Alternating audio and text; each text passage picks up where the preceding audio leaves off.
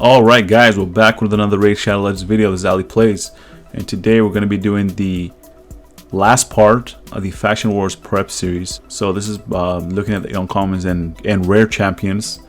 We're looking at the corrupted, so we're looking at the Dark Elves faction and Net Revenant faction today.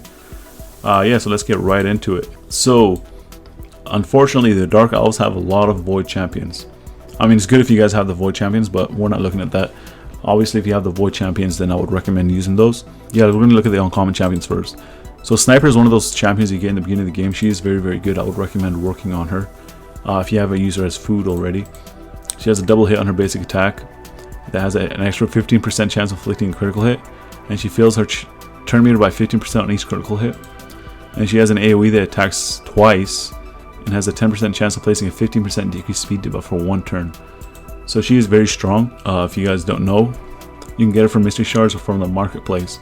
And I'm not sure if she is farmable. You guys can check that on the campaign. So these guys, Redeemer and Heart Piercer, are not as good as Sniper, but they have increased attack on their basics. If the attack is critical, she has poison, and Heart Piercer has increased attack on her A2 as opposed to her A1 if the hit is critical, and she just has a basic attack. So if you have a lot of Dark Elf champions, the rares, epics, and legendaries, I would recommend working on these two, the force ones, but Sniper, definitely work on her. So let's look at the farmable champions from the Dark Elves. We just have Spirit Host. Spirit Host is very, very good. If you guys don't know, she has a universal aura skill, increase ally speed in all battles by 10%. What makes her really good is her A2 and her A3, so she can set up a nuke. She places a 50% increased attack buff on all allies for 2 turns on a 3-turn cooldown when maxed out. And she can also remove all debuffs on all allies and places a block debuff buff on all allies for 1 turn. And that is on a 5-turn cooldown, which is pretty big, but it's a pretty powerful ability. Yeah, so she is very good. I would recommend working on her. Most of you guys probably already know how good she is. And we're going to go over Kale. Everybody, well, not everybody, if you chose Kale, you probably have him. You can get him from mystery shards or ancient shards, depending on your luck. So Kale is one of the best starter champions in the game. He has poison on his basic attack. What makes him really good is his AoE abilities. So for Faction Wars, I feel like these abilities will be very strong if you guys haven't seen it in campaign. So he has an AoE that has an extra 15% chance of inflicting a critical hit, and he can fill the turn meter of his champion by 25% for each enemy killed. So that can be pretty big. This move is very good, especially when there's only one disintegrate. Especially when there's only one enemy, because all 4 of these hits are going to go straight at him. And that has a 40% chance of placing 5% poison debuff for 2 turns. And another thing that makes him really great is he has a universal aura skill. So you increase ally HP in all battles by 15%.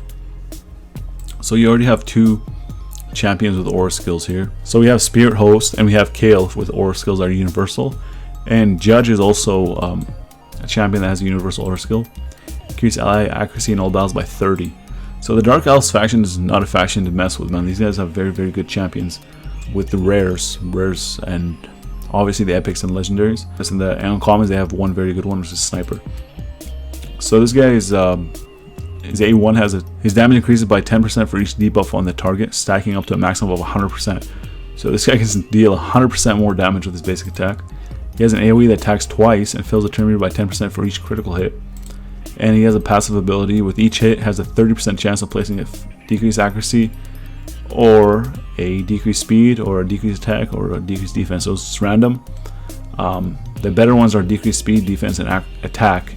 Accuracy is okay, whatever, right? So yeah, we got Judge, we have Kale, Spirit Host, and we have Mystic Hand. Mystic Hand is a solid choice because he can steal 2 random buffs from the target that he attacks, and also he can heal the ally with the lowest HP by 25%. And then he equalizes the HP level of all allies, so that is very good. Steel Boyer got nerfed, you guys know, so yeah, I'm not going to talk about that. Hex Weaver.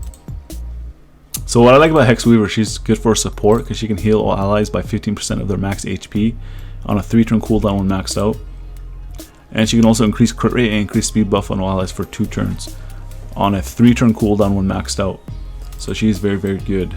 And last one is Wanderer. So Wanderer has weakened on his basic attack, and he can on his A2 he has a double hit that decreases the target's turn meter by 10% if the attack is critical, and he fills his turn meter by 10% if his attack is critical. His A3 attacks one enemy will ignore 25% of the target's defense. So he is a solid choice if you need an attacker. So you can actually build 2 teams if you want. You can build a team with Spirit Host by yourself. I mean, not by yourself, as a lead. And you can build a team with Kale as a lead. And depending on if you need accuracy, you can also use Judge as a lead. So that is very good. You have a lot of options. So the team that I would build, I would actually go use Kale's Aura skill for that 15% HP in all battles. So I'll throw in Kale. I'll throw in Mystic Hand, Spirit Host as well, unless you want to separate them for a separate team. So that's 3. And then I'll throw in Sniper, that's 4. So if it's only 4, I would use those guys. If it's 5, I'm looking to bring another attacker in. So you can either go for Wanderer or Judge. So you can either go for Wanderer or Judge, or if not, if you still have Steel Boy, just use her. She's not as good as she was before, but if that's all you have, then I would recommend using her. But that's it for the Dark Elves. Let's move on to Knight Revenant. So Knight Revenant actually has pretty good uncommons. We have Cultist, double hit on his basic, poison on his, an AoE poison on his A2. So he's good. And we have Admonitor. So Admonitor places shield buff on himself for 1 turn, equal 10% of the damage inflicted. And what makes him good is he has a 50% ally protection buff on a target ally for 2 turns. So if you see one of your squishier attackers are dying, he can help protect them, keep them alive. And Herald is if you don't have a rare support, I would use him just for increased crit rate buff on all allies for 2 turns. And he can decrease speed on his basic. But yeah, the better of the 2 is the Cultist and Admonitor. So farmable champions from this list is Executioner. So Executioner, you can get him on stage 11, I think, if I'm not mistaken, from the campaign. He has a stun on his basic, he has an AoE that decreases turn by 20%, increased defense buff on himself, 60% one, and a counter attack. So if you build this guy with lifesteal and defense, he's going to be doing a lot of damage, and he's defense based. And he has a universal aura skill, increase ally defense in all battles by 17%, so he's a solid choice for faction wars. So I guess I can take my Executioner out of the vault soon. So one champion I really want to look at is Crimson Slayer. She's relatively new. She's not like recent, very recent, but she is pretty new. Though Crimson Slayer is a damage dealer, she has a attack that 3 times at random. That each hit has a 30% chance of placing a sleep debuff for 1 turn.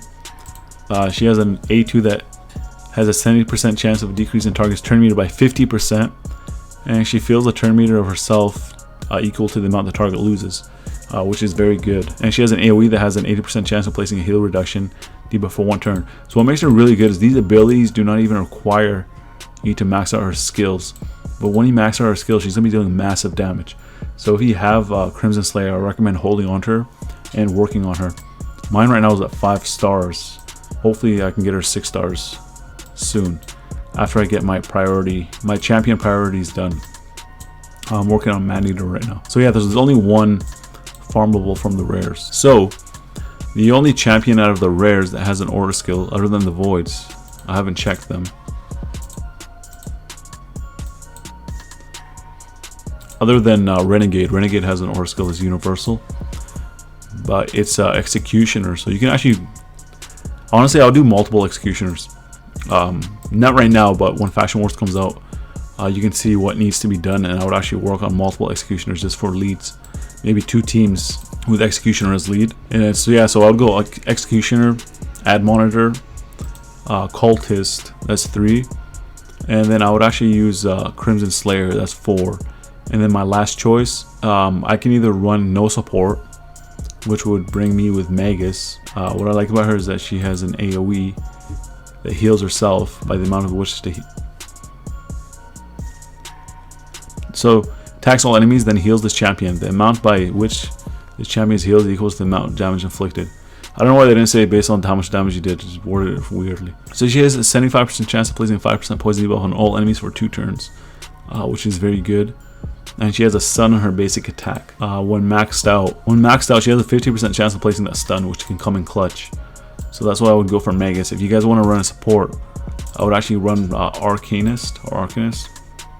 She has increased attack, increased crit rate buff on her A3, but that's not gonna work for. That's not gonna buff Executioner with increased attack, but he'll have increased crit rate. But that should help buff Crimson Slayer. She has continuous heal buff on allies for 2 turns, and a sleep on her basic attack. you can either run her or Thurgis. So if you want to focus on Executioner being your primary damage dealer, you know what? Don't even run Arcanist, man. Run Thurgis because of this ability right here.